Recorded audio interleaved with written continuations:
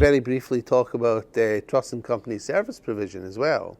So if you're setting up a company on behalf of a client, you're providing a registered office, you are being a company secretary, etc. Well, source of funds is still relevant in those situations. So i.e., even where monies might not be flowing through your client account, yeah?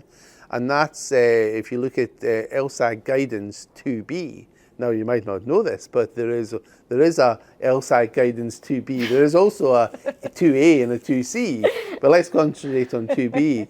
Well, that talks about, under the client due diligence and risk assessment section, for those types of matters, TCSP activity, those types should include, where applicable, details of how the entity or arrangement is or has been funded.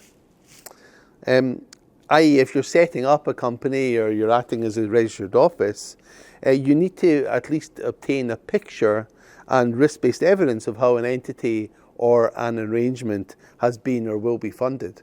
So I think that's really important, and I'm not sure that all practitioners really understand that either. I'm not sure that it's happening in practice, to be honest.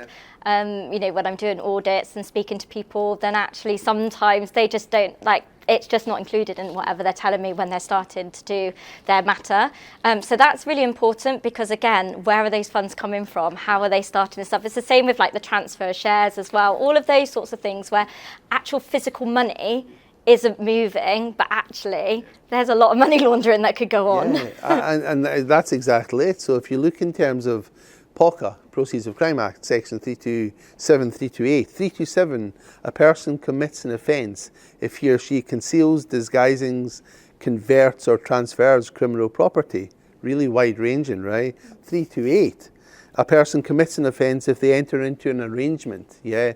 Now, if you think about a TCSP, activity could easily be an arrangement, so that is very much in scope. And looking down the barrel of one of those offences, and I'm doing work in the TCSP space, I really want to have an understanding of where the money flowing through a company I've set up is coming from, and I think that's really critical.